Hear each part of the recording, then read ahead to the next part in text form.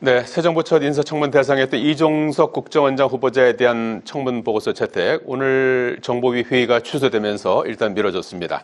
정부가 마련한 30조 5천억 원 규모의 추가 경정 예산안 다음 주 초 국회로 넘어오고 이후 심의 의결까지 귀추가 주목됩니다. 집중 토론 서른 전 더불어민주당 의원, 정미경 전 국민의힘 의원과 국회 상황 등 살펴보겠습니다. 안녕하십니까? 네, 안녕하세요. 네, 반갑습니다. 오랜만에 뵙습니다. 네. 한 달 만입니다. 대선 이후에 처음 이제 출연이신데 네. 조금 뭐 시간이 좀 지났습니다만은 대선이 이제 6월 3일에 있었으니까 한 17일 정도 오늘 되지 않았습니까? 그래서 대선 얘기 간단히 좀 말씀을 좀 주셨으면 좋겠는데 대선 결과를 어떻게 이제 보셨고 이후에 이제 드러난 어떤 이제 민심을 이제 이렇게 수용하는 그런 그 과정에 있다고 봐야 되지 않겠습니까? 기존의 여소야대에서 이제 여대 야소로 또 국회도 이렇게 이제 바뀐 상황이고, 그래서 정치권의 움직임은 또 어떻게 보고 계시는지. 대체로 이재명 대통령이 될 것이다라고들 네. 짐작한 대로 됐고요. 네.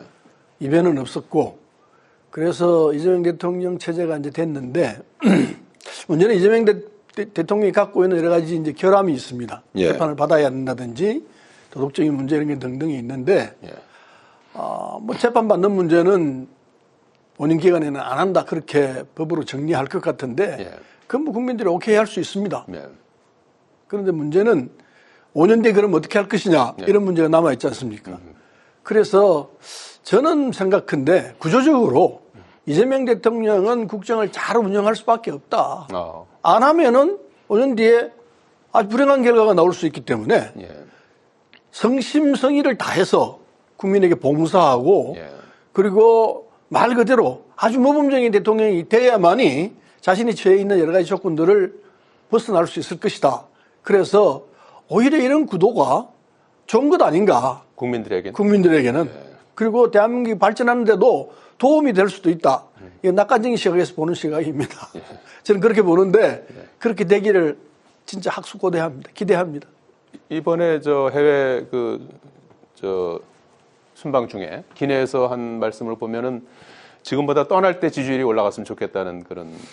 뭐 그 바람은 아주 바람직하죠. 네. 그렇게 되기를 모든 국민들이 기대하고 있을 거예요. 네. 정미경 의원님은 어떻게 대선 결과 민심 어떻게 이제 평가를 하시고 지금 그 이후에 정치권의 움직임은 어떻게 보고 계시는지요? 이제 그 국민의힘 지지자들, 그다음에 이제 보수 우리 국민들 입장에서 보면은 너무나 아쉬운 대선이었죠. 네. 사실은 그 이준석 대표가 단일화를 같이 했으면 그 충분히 이길 수 있는 선거였는데 하는 그런 안타까움이 사실 너무 많이 배어 있고, 사실 주변에 요즘 이제 말씀 들어보면요. 예. 뉴스를 안 보신답니다. 예. 더 그런 얘기들을 많이 듣고, 그다음에 예. 요즘 그 우리 지지율이, 국민의힘 지지율이 많이 지금 내려가고 있잖아요. 그러면 주변 상황을 보면은 진짜 내부에 대한 이 성토가 너무 심하기 때문에 예, 지금 뭐 이재명 정부에 대한 얘기보다 우리 내부에 대한 얘기를 더 많이 하고 있는 보수 쪽에선 예, 그런 상황이기 때문에 참 이제 당분간 되게 어려울 거다라는 생각이 들고요. 예. 국민의힘은 그러면 지금 그 국회에서 이 국회의원들이 정말 머리를 짜내고 어떻게 하면 그 국가가 올바른 방향으로 갈 수 있도록 이재명 정부를 그 견제를 할 수 있는지, 그런 부분에 대한 고민과 그다음에 내부의 통합 문제, 예. 이 부분에 대한 두 마리 토끼를 다 잡아야 되는 예. 예, 그런 상황이다. 이렇게 진단을 제가 좀 했습니다. 당장 그럼 뭐 어떤 것부터 좀 해야 된다고 보십니까? 저는 일단은 김용태 비대위원장이 뭐 5가지 뭐 혁신 과제도 제시하고.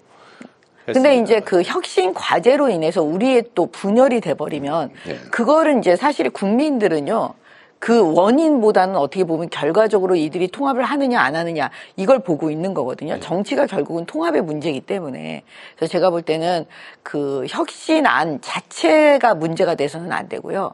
그것도 이제 서로 좀 어떻게 보면은 서로 주고 나누고 뭐 이런 거 있지, 양보도 하고 요런 과정들, 요런 과정에 대해서 통합하는 모습을 보여주면 다시 돌아오지 않을까. 예, 그런 생각이 들어요. 예. 내 인생 만사는 뭐가 실패하고 나면은 예. 왜 실패했는지 돌아보고 반성을 하면서 고칠점을 찾아내는 게 그게 상식이거든요. 예. 그런데 거대 정당이 대통령 선거라는 이 엄청난 사건에서 졌단 말입니다. 네. 그럼 왜 졌는지에 대해서 천착하면서 반성하면서 앞으로 나갈 생각을 해야 되는데 이 기본 중에 기본이거든요. 근데 아쉽게도 지금 국민의힘 쪽에서는 그런 자세가 안 보이는 것 같아요. 그래서 저래 가지고는 저 되겠나 이런 생각을 또 개인적으로 합니다. 제가 남의 당의 일인데 감나라 배내라 할 수 없습니다만은 지켜보는 사람 입장에서는 지금은 통합해서 예. 너나 할 것 없이 양보할 사람은 양보하고 책임질 사람은 물러나서 책임을 지는 자세를 보이고 재정비하는 모습을 보여야 국민들이 국민의힘이 살아나겠구나 이런 기대를 할 수 있으리라 생각합니다. 알겠습니다. 자, 그럼 지금 현재도 이제 국민의힘은 이제 그런 고민의 시간을 이제 갖고 있다 이렇게 이제 네. 보이는데요. 어제 이재명 정부가 추경안을 마련해서 국무회의에서 이제 의결까지 다 이제 된 그런 상황이죠. 그래서 핵심적인 내용 보면은 이제 민생회복지원금이 들어가 있고 개인이나 이제 소상공인의 빚을 탕감해주는 그런 내용도 있는데 국민의힘에서는 졸속 추경이다. 취약계층을 위한 집중적인 지원을 제공해야 된다. 이제 이렇게 이제 요구를 하고 있어서 다음 주에 국회로 이 추경안이 오면 이제 예결위 구성해서 심의 의결을 해야 되는데 만만치 않을 것 같기도 하고 그렇습니다. 이거 어떻게 해야 될까요? 저는 야당의 의견을 집권당이 이재명 대통령 정부가 받아들이는 자세를 갖추는 게 좋을 거라 생각합니다. 네. 왜냐하면은 지금 그 7년 이상 5천만 원 이하로 빚지고 있는 분들, 예. 빚을 못 갚아서 있는 분들 빚탕감. 탕감해 주겠다는 얘기를 하는데 지금 이번 추경은 사실은 보면은 경기 진작이 훨씬 강한 측면이 있거든요. 예. 경기가 지금 굉장히 안 좋아요. 심지어 뭐 IMF도 더 안 좋다 이런 얘기까지 하기 때문에 그래서 포퓰리즘이라는 소리를 들으면서도까지 15만 원에서 뭐 52만 원까지 예. 지원을 하겠다 개인적으로 전 국민에게 그러고 있는데 그렇다면은 경기 진작을 위해서 한다면은 빚을 탕감해 주는 거는 이건 또 상황이 다른 거거든요. 그건 또 좋아요. 하면 좋습니다. 어려운 사람들 도와주는 거니까. 예. 그건 제가 생각할 때는 다음 정기국회에서 해도 괜찮다고 생각해요. 지금은 급한 상황이기 때문에 예. 돈을 쓰게 만들어야 되거든요. 국민들이 물건을 사게 만들어야 되는데 빚 갚아주는 걸 사는 건 아니잖아요. 예. 16조 원에 들어가는데 그 부분은 정기국회로 돌리고 그 몫을 차라리 어려운 사람들에게 더 지원하는 방법이 그게 현실적으로 바른 판단 아닐까 저는 그렇게 생각합니다. 이 부분에 대해서는 야당에서 문제 지적을 하고 있는 것 같은데 예. 이건 같이 논의를 해서 더 합리적인 방법이 뭔지 좀 치열하게 토론할 필요가 있다 생각합니다. 예. 빨리 하되 예. 잘못된 부분 고칠 부분 고쳐야죠. 야당에서 문제 삼고 있는 내용들은 어떤 겁니까? 이제 이거는 사실은 또 재방송이나 똑같은데요. 문재인 정권 처음 이제 네. 시작하면서 결국은 그 민주당의 대통령이 나왔을 때 하는 게 이제 좌파식 포퓰리즘이죠. 예. 뭐 현금을 이제 개인적으로 막 이렇게 살포하는 거. 그 다음에 이제 비탄감도 얘기하셨는데 결과적으로 저는 이 두 가지가 이런 부분이 그 지금 현재 경기가 굉장히 어려운데 네. 이 경기 부양책이 될 수 있느냐. 그러니까 재정을 쓰는 거에 대해서는 동의하죠. 예. 지금 경기가 어려우니까. 근데 그 방법에 있어서 지금 문제를 국민의힘은 지금 제기하고 있는 거거든요. 근데 저는 이제 개인적으로 무슨 생각을 하냐면 예. 이게 늘상 그 문재인 정권 때도 국민의힘에서 얘기했던, 그러니까 우리 그 보수정당이 말했던 건데 그런 부분, 뭐, 포퓰리즘이다. 이걸 다 떠나서 이제 짜증날 거예요, 우리 국민들께서. 네. 저는 이제 개인적으로 두 가지인데요. 예. 가장 지금 밀접하게 국민들이 가장 힘들어하는 게 뭐냐. 첫 번째가 뭐냐면 물가가 너무 올랐어요. 네. 예. 그러면 이 물가 상승 부분이 앞으로 더 심화될 거라고 지금 보여지잖아요. 예. 이 지금 돈을 풀고 있으니까, 개인적으로. 그러면 그거에 대해서 물가를 잡는 거를 국회에서 의논해야죠. 머리 맞대고. 네. 물가는 어떻게 잡을 거냐. 그 다음에 두 번째는 뭐냐면 이자율입니다. 네. 지금 이자율이 너무 높기 때문에 그거에 대한 고통이 장난이 아니거든요. 은행 금리. 예, 은행 금리 부분. 예. 그러면 지금 또 이거 추경해가지고 하면 또 은행 금리는 또 올라갈 수밖에 없는 상황이에요. 그래서 제가 볼 때는 국회에서 진짜 머리를 맞대고 이 두 가지 부분을 그 여야가 만약에 협상을 해갖고 나온다고 하면 저는 국민들이 환영할 거다. 네. 예, 이렇게 봅니다. 알겠습니다. 저는 기본적인 방향이 예. 맞다 생각해요. 예. 왜냐하면은 방향은 맞는다. 예, 왜냐하면은 지금 제일 고통스러워하는 사람은 자영업자들이에요. 예. 정말 그분들이 허덕허덕합니다. 예. 그분들을 살리기 위해서는 일단 국민들이 돈을 쓰게 해야 되거든요. 물건을 사게 해야 되거든요. 예. 음식을 먹게 해야 되거든요. 그래서 쿠폰을 발행해서 하겠다는 건데 그 부분은 나는 올바른 방향이라고 생각합니다. 지금 해야 할 때입니다. 예. 해서 적어도 그 중소상인들에게 희망을 줄 수 있는 이런 뭐가 빛이 나와야지.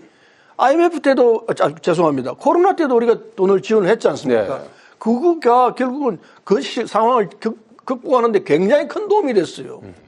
시중상인들이 물어보면은 알겠습니다. 그 사례를 봤어도 그냥 포퓰리즘이라고 그렇게 매도할 것이 아니고 이 상황에 맞춰서 돈을 정경영 의원도 다행히 뭐 이 재정을 투여해야 한다는 데 대해서 예. 크게 반대가 없는 것 같으니까 뭐 좋습니다. 여야가 힘을 합쳐서 예. 머리를 맞대고 문제를 풀어야 한다 생각합니다.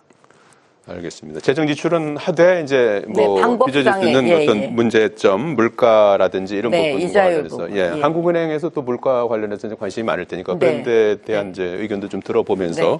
그러면 예, 전 조율이 좀 국민들이 이루어지겠죠. 체감할 예. 수 있는 네. 방법이 되지 않을까 합니다. 알겠습니다. 그런 부분들에 대한 또 국민에 대한 또 설명도 좀 네. 있으면 좋을 것 같고요.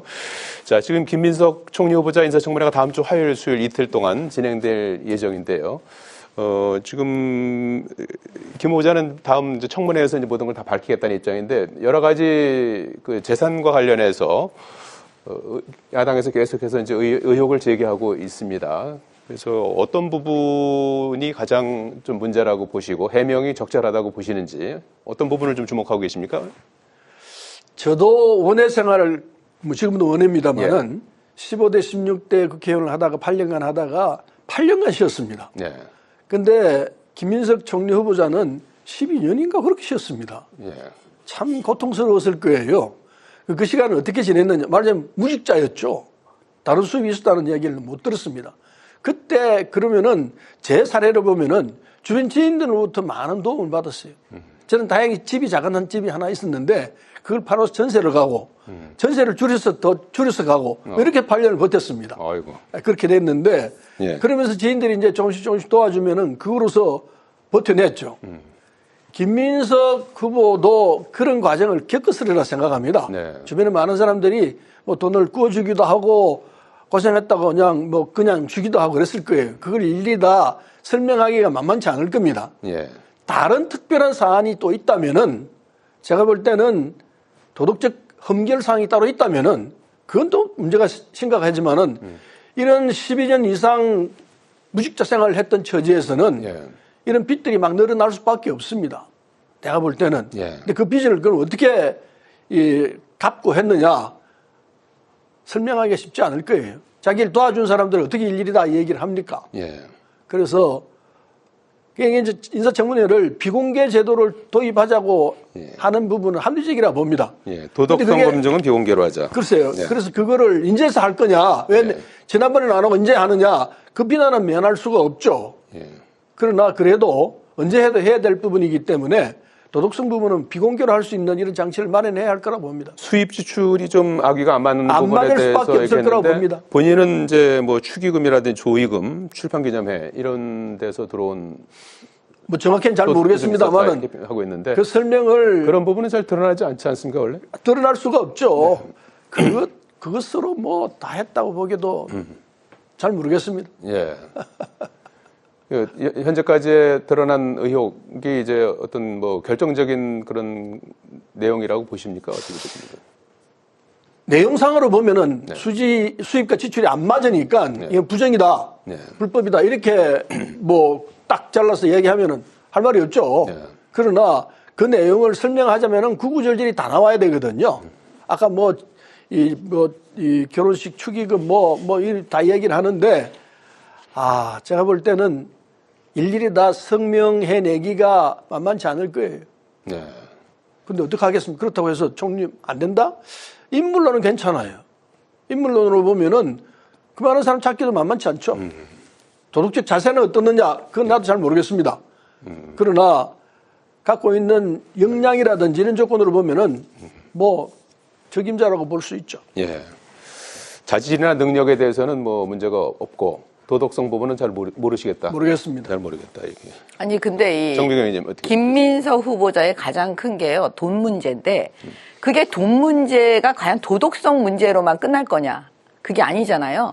결국은 정치를 하는 사람들한테는 법이 있어요. 예. 정치자금법 위반이라는 거. 돈을 함부로 받으면 안 된다는 거. 그 법에 걸리면 사실은 그 김민석 후보가 그 법으로 사실은 처벌을 받았잖아요.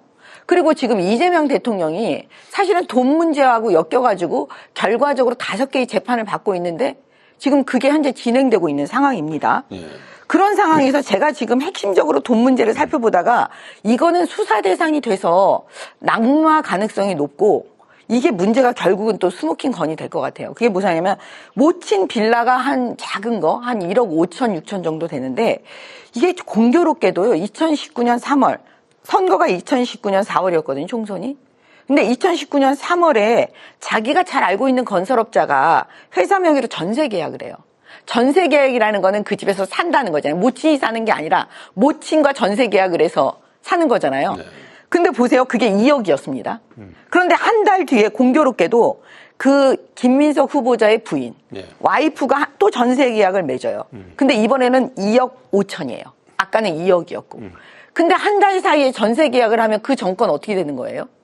그 다음 또 있다가 1년 또 한 몇 개월 지나고 나서 그 사돈이요. 장모가 또 이 집에 전세 계약을 또 해요. 이번에 2억 8천이에요. 그러면 제가 볼 때는 이 2억과 2억 5천과 2억 8천이 결국은 다른 사람들 돈일 가능성이 높은 거죠. 이건 뭐 건설업자 돈 2억은 건설업자 돈이라고 쳐도 이 지금 부인과 장모가 전세 계약한 이 부분이 있잖아요. 이 부분은 결국은 정치자금법 위반에 걸리게 되고 이거는 수사를 하게 되면 금방 나오거든요. 알겠습니다. 그래서 이거는 수사의 대상이 되고 그다음에 혐의가 금방 드러나지 않을까. 네. 그리고 누군가가 이걸 보고 있잖아요. 저도 이렇게 얘기할 정도인데 언론에 나와 있으니까. 그래서 제가 볼 때는 김민석 후보는 쉽지 않을 것 같습니다. 알겠습니다. 그와 관련해서 뭐 다음 주 청문회에서 또 네. 다뤄질 테니까 어떻게 이제 해명하는지 한번 지켜보기로 하겠습니다. 자, 그리고 이번 주 일요일에 이재명 대통령이 이제 초청하는 형식으로 해서 대통령 관저에서 여야 지도부 오찬을 할 예정입니다. 18일 만에 이제 여야 지도부와 이제 만나는 건데 실제로는 뭐 취임식 당일날도 국회 여기 사랑제에서 그때는 좀 다른 원내대표들이 바뀌기 전에 원내대표들이었습니다만은 식사를 같이 했죠. 그래서 당일날 이제 한번 여야 지도부하고 이제 만난 거고 또 18일 만에 이제 대통령 관저에서 오찬을 또 할 예정입니다. 그래서 아마도 뭐 G7 다녀오셔서 이제 그 관련한 얘기도 하고 그리고 이제 정치 현안 의제 관계없이 이제 얘기를 하겠다고 하는 건데 어떻습니까? 그 여러 가지 정치적인 현안이 많이 있고 그래서 과연 이제 어떤 얘기들이 오갈지 그리고 앞으로 협치의 하나의 또 시금석이 되지 않을까 하는 그런 생각도 드는데 좀 정치 선배로서 좀 조언을 좀 주시면요. 그 이제 18일, 17일 됐습니까? 취임하신 지. 네. 국정을 맡은 지 17일 됐는데 야당의 당대표, 원내대표 그리고 여당은 지금 당대표가 공석인 셈이니까요. 예, 직무대행이죠. 직무대행이니까. 예, 예. 그래서 이제 원내대표하고 이렇게 예. 결과적으로 사자회담이 되는 대통령까지 해서 이렇게 되는데 빨리 하는 건 참 좋습니다. 네. 그래서 과거하고 비교할 필요도 없지만은 윤석열 대통령은 그런 거 잘 안 했잖아요.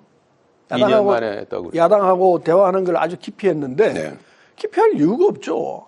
안 좋은 소리 하면 안 좋은 소리를 계속 듣고 그리고 자신이 갖고 있는 입장을 얘기하면 되죠. 대화가 그런 건데 그래서 그런 입장에서는 이재명 대통령은 국정 운영에 대한 자신감이 있는 것 같아요. 그건 참 좋은 자세라고 보죠. 예. 대화하고 야당하고 대화하면서 그건 야당이 주장하는 부분 얘기 저는 그렇게 생각하지 않습니다. 이런 부분이 있지 않습니까? 라고 같이 대화를 해서 토론을 해볼 필요가 있는 거거든요. 서로 입장이 다르니까. 그 속에서 합의점이 나오면은 그건 국정이 정말 부드럽게 돌아가게 되는 결과가 되죠. 그래서 대화를 자주 해야 되거든요. 자주, 예. 그래서 제가 볼 때는 뭐 한 달에 한 번 나는 거는 좀 그렇다 치더라도 예. 격월제로 예. 2달에 한 번씩은 야당 대표들하고 같이 앉아서 국정을 같이 논의하는 게 이게 바람직하다고 봅니다. 그게 그렇게 되면은 대통령 자신에게 좋아요. 예. 어떤 방향으로 이렇게 국정을 이끌어야 되겠구나. 이게 나와요. 그 반대하는 사람 의견을 들어봐야 됩니다. 왜 반대할까? 반대할 때 저런 문제가 있구나. 이건 내가 인정해야 되겠구나. 이게 나오거든요. 예. 국정을 자기가 천재라도 다 해결 못해요. 문제가 생길 수밖에 없고. 네. 그럼 그 문제를 어떻게 해결할 것인가 하는 건 야당은 반대하고. 그렇죠. 예. 주변의 의견을 들어야 합니다. 네. 들을 때 지혜가 나오는 거죠. 근데 그걸 피할 이유가 전혀 없죠. 예. 아마 이재명 대표는 그런 걸 잘 알고 있을 터인데, 그 여야 대표 회의를 하게 되면은 예. 처음에는 생산적인 결과가 안 나올 가능성도 있습니다. 예. 근데 그걸 계속 되풀이하면은 계속 해보면은 나와요. 네. 반드시 나옵니다. 반드시 나오기 때문에 그래서 격월제라도 예. 여야 이 대표들이 모여서 대통령까지 포함해서 대화를 나누는 것이 국정 운영에 크게 도움이 될 것이다. 내가 대통령 난 꼭 그렇게 하겠어요. 의견을 들어봐야죠. 네. 그걸 그래서 예. 격월제로 해서 예. 여야 대표 회동을 하겠다라는 걸 국민 앞에 약속을 하는 자리가 됐으면 좋겠다. 이런 제안을 하고 싶습니다. 예. 아예 그 여야 지도부와 대통령과의 그 만남을 정례화하는 자리가 됐으면 좋겠다. 그 두 달에 한 번 정도. 예, 이재명 대통령이 저는 그 부분 정말 잘하신다고 봐요. 예. 예, 앞으로도 계속 지금 말씀하신 것처럼 그 야당의 얘기를 좀 많이 들으셔야 되는데 예. 제가 이제 그 수많은 대통령 몇 분 대통령 옆에서 이제 뵈니까 이 대통령 권력은 그 다른 권력하고는 좀 틀린 것 같아요. 그 낭떠러지에서 대통령이라는 그 왕관을 쓰고 그 무게를 견뎌서 낭떠러지에 떨어지면 안 되는 거거든요. 그러면 낭떠러지에 떨어지지 않으려면 사실은 그 야당의 도움이 필요한 거예요. 네. 근데 야당이 뭐 도와주겠습니까? 안 도와주지 사실은. 그렇지만 결국은 뭐냐면 국민들이 그걸 보고 판단할 때는 그렇지. 만나는 게 사실 눈에 보이는 게 굉장히 중요한 부분이잖아요. 예. 그러니까 계속 만남을 하는 거. 앞으로 어떻게 될지 모르겠지만 예. 지금 이 기조가 계속되기를 예. 예, 그렇게 바라봅니다. 알겠습니다. 자주 만나면서 좀 협치가 근데 이제 이어졌으면 이런 말씀 꼭 좋겠다. 드리고 예. 싶네요. 예. 대통령이라는 자리가요, 다들 좋다고 생각하는데 절대 그렇지 않습니다. 제가 지켜본 결과요, 김대중 대통령, 김영삼 대통령, 뭐 역대 대통령을 보면은 11년 아주 좋습니다. 국민들이 잘할 것이라는 기대감 가지고 이렇게 잘하기 때문에 네. 11년 좋은데 1년 지나가면 그때부터는 감옥살이에요. 창살 없는 눈에 안 보이는 감옥에 갇혀가지고 그냥 해야 합니다. 예. 고통스러워요. 네. 더군다나 임기 말에 가게 되면은 막 비난이 쏟아져 나옵니다. 네. 그거 보통 사람 감당이 안 돼요. 네. 이게 빨리 안 끝나나 이렇게 생각합니다. 노무현 대통령은 그렇게 말씀했습니다. 못 해먹겠다. 네. 이런 얘기 입에 달고 있다 하면 거짓말이지만은 그런 말씀 자주 하셨습니다. 네. 심지어 김대중 대통령도 임기 말에 가서는 참 힘들어 하셨어요. 네. YS 대통령 두말할 나이도 없고요. 그런 상황이기 때문에 대통령들은 네. 대통령 대신 이재명 대통령은 네. 정말 국민의 소리를 들으려는 자세를 갖춰야 됩니다. 알겠습니다. 힘들어도 네. 귀찮아도 야당을 자주 만나서 얘기를 듣는 것이 자신의 미래를 위해서 꼭 필요합니다. 알겠습니다. 이재명 대통령은 잘못하면은 재판도 받아야 되잖아요. 알겠습니다. 예. 그걸 안 받는 방법은 응원의 말씀인지 안 맞는 방법은 모르겠는데. 국정을 잘 이끌어가는 겁니다. 네. 국정을 잘 이끌려면은 네, 야당과 알겠습니다. 같이 호흡을 맞출 네. 수 있는 용기와 알겠습니다. 결단이 필요합니다. 야당과의 좀 대화가 좀 자주 있었으면 좋겠다. 그렇게 해서 협치가 이루어졌으면 좋겠다. 이런 당부의 말씀이 있었고요. 여기까지 듣겠습니다. 네. 고맙습니다. 고맙습니다.